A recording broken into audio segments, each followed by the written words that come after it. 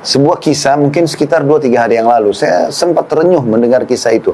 Cuplikan seorang hakim di salah satu pengadilan di Saudi yang menghadapi kasus yang menurut dia kasus yang paling unik gitu. Apa ceritanya? Saya waktu dikirimkan cuplikan sekitar 8 menit cuplikan itu, ada gambar orang tua. Ada seorang ibu tua sekali, sudah keriput semua mukanya. Ada juga 2 laki-laki sudah tua di kanannya, di kanan gambar itu ya. Nah, di situ hakimnya sendiri berbicara. Dia mengatakan, salah satu yang paling unik yang saya pernah temui dalam pengadilan, dia menjadi hakim puluhan tahun gitu. Dia bilang datang seorang yang menurut saya sudah tua, waktu itu lebih tua daripada si hakim, umurnya 60 tahun. Sudah sangat tua, jenggotnya sudah putih, datang, ya, kemudian mendekat kepada hakim, masuk di pengadilan, lalu dia mengatakan, saya punya keluhan hakim. Kata hakim, apa keluhanmu? Dia bilang, keluhanku aku mengeluhkan saudaraku, kakakku. Kata hakim, awalnya saya berpikir umur 60 tahun mau mengeluhkan kakaknya, masalah apa ini gitu. Sudah sangat tua gitu. Orang bertengkar mungkin antara 20 tahun sama 30 tahun, 40 tahun, mungkin masih kadang-kadang masih terjadi. Ini 60 tahun, berarti kakaknya lebih tua. Kata hakim, berapa umur kakakmu? Dia bilang 65 tahun. Apa permasalahan kalian? Kata dia, ceritanya adalah saya menjadi tentara selama 30 tahun di daerah Tabuk. Tabuk cukup jauh. Di pinggiran Madinah, di pinggiran Saudi, perbatasan. 30 tahun. Dan saya memiliki seorang ibu yang tua. Ibu ini saya titipkan atau dijaga oleh kakak saya yang 65 tahun yang sedang saya keluhkan itu. Kata hakim, lalu apa yang kau keluhkan?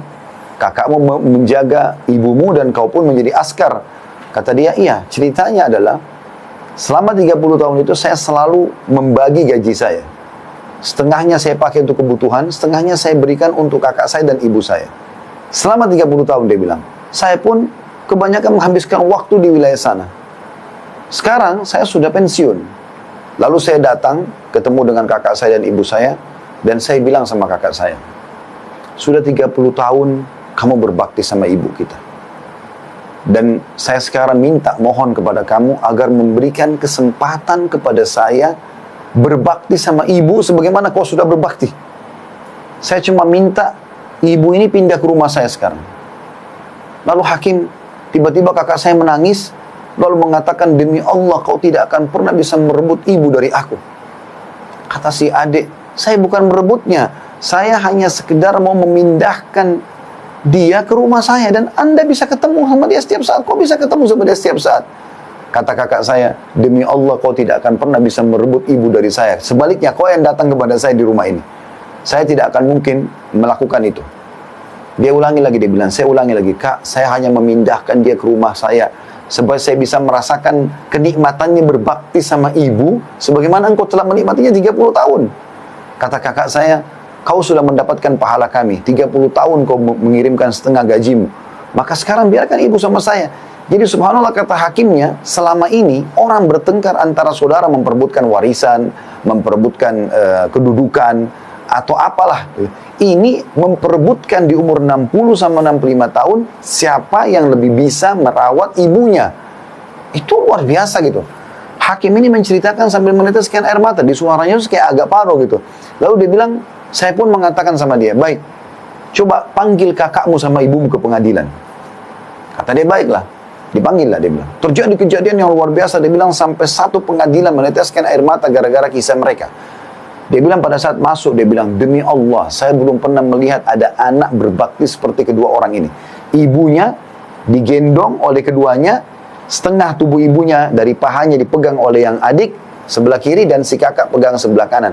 Mereka sama sekali tidak ingin ibunya menyentuhkan kakinya ke tanah. Digendong padahal ibunya masih mampu jalan. Sampai tiba di kursi. Lalu ibunya duduk tengah-tengah, si kakak duduk sebelah kanan, si adik duduk sebelah kiri. Kemudian saya mulai bertanya, ada masalah apa kalian? Ditanyalah kepada si adik, dia bilang, saya tanya kepada si adik. Adik ini tentu punya 60 tahun ya. Maka kata adiknya, saya sudah ceritakan kepada anda hakim. Kata hakimnya, saya mau dengar, biar kakakmu juga mendengar keluhanmu, supaya ini benar atau tidak. Saya mau dia membenarkan atau tidak. Diceritakanlah kembali ceritanya, kemudian hakim bertanya kepada si kakak, bagaimana menurut kamu? Kata si kakak, benar apa yang dikatakan oleh dia. Dia membantu kami 30 tahun dan ibu adalah tinggal bersama dengan saya. Namun demi Allah wahai hakim, saya tidak akan pernah melepaskan ibu saya untuk tinggal sama dia. Dia boleh datang silakan. Tapi saya tidak mau kehilangan peluang ini. Gitu ya. Dan saya sudah membahasakan kepada adik saya, demi Allah kau hanya bisa memindahkan ibu ke rumahmu kalau melalui pintu mahkamah, pengadilan. Oleh karena itu dia datang kepada Anda. Kata hakim, saya belum pernah menghadapi masalah seperti ini. Bagaimana memecahkan masalah antara dua anak yang beributkan ibunya. Lalu saya balik kepada ibunya, saya mengatakan, ibu, tengahi di antara mereka. Kata ibunya, saya nggak bisa wahai anakku. Dia bilang kepada hakim anak, karena ibunya juga sudah tua, 80 tahun lebih malah umur ibunya. Yang ini ditunjuk si kakak, mata sebelah kanan saya. Yang ini si adik, mata sebelah kiri saya. Dua-duanya ini berbakti sama saya. Saya tidak tahu harus menengahi mereka bagaimana. Maka saya pun berkata kepada si kakak, kalau saya melihat kasusnya, seharusnya memang adikmu punya hak. Dan kau bisa datang ke rumahnya. Dia punya hak untuk dibagi waktu sekarang. Karena si adik mengatakan, saya betul-betul hanya berharap sisa umur saya bisa berbakti kepada ibu saya.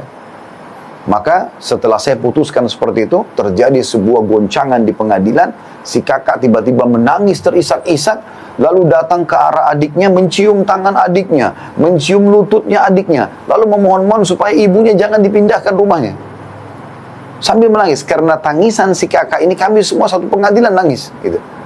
Bagaimana mereka luar biasanya mau memperebutkan ibunya. Ini si kakak cium tangan dan lutut adiknya untuk minta supaya ibunya jangan dipindahkan rumah. Kata adiknya, wahai kakak, saya hanya minta pindah, berikan saya kesempatan berbuat baik sebagaimana kau telah buat baik sama ibu. Kau bisa datang. Setelah dia tahu adiknya tidak mau lagi melepas kesempatan itu, maka dia pun berkata kepada hakim, wahai hakim, saya akan menerima ini, tapi dengan syarat satu. Dia pegang tangan adiknya, dia mengatakan, ambil janji kepada adik saya ini atas nama Allah, dia akan berbakti pada ibu saya sebagaimana saya berbakti dulu. Apa yang saya buat di rumah, bersihkan kotorannya, urus pakainya, semua ini dia tidak boleh ubah itu. Dia harus buat bahkan bisa lebih baik daripada itu. Maka si adik pun berjanji, akhirnya pengadilan ditutup. Dan kata hakimnya, pada saat mereka keluar dari pengadilan, dua-duanya menggendong ibunya, ya, membagi dua tubuh ibunya, setengah yang pegang satu, yang satu lagi pegang, sampai mereka keluar. Dan ini sebuah kisah yang luar biasa. Di zaman kita sekarang di mana banyaknya kedurhakaan pada orang tua, justru ada orang-orang yang seperti ini masih dalam fitrahnya. Di umur tua pun mereka tidak mau sia-siakan masalah itu. Ini luar biasa teman-teman sekalian. Nah, ini harusnya menjadi sebuah ibrah bagi kita, bagi yang punya orang tua. Jangan karena orang tua kita seorang pejabat misalnya, atau orang yang punya kemampuan, lalu kita anggap, oh orang tua saya mampu, saya nggak usah bakti. Akhi dan ukhti, berikan makanan, berikan kue kesukaannya, berikan sarung, pakaian, apa saja, sabunnya, samponya. Lakukan sesuatu yang kau mampu, mumpung mereka hidup. Pada saat mereka meninggal, peluangmu akan lebih kecil, walaupun bisa dengan mendoakan, menziarahi kuburnya, dengan bersedekah buat mereka. Tapi semasa hidup kau bisa mendapatkan ekstra dengan cara mencium tangannya, datang duduk memenuhi hajatnya, ngobrol-ngobrol saja, apa saja. Ringankan kesedihan mereka, gembirakan hati mereka. Karena orang tua itu teman-teman dengan kita datang saja sudah sangat gembira.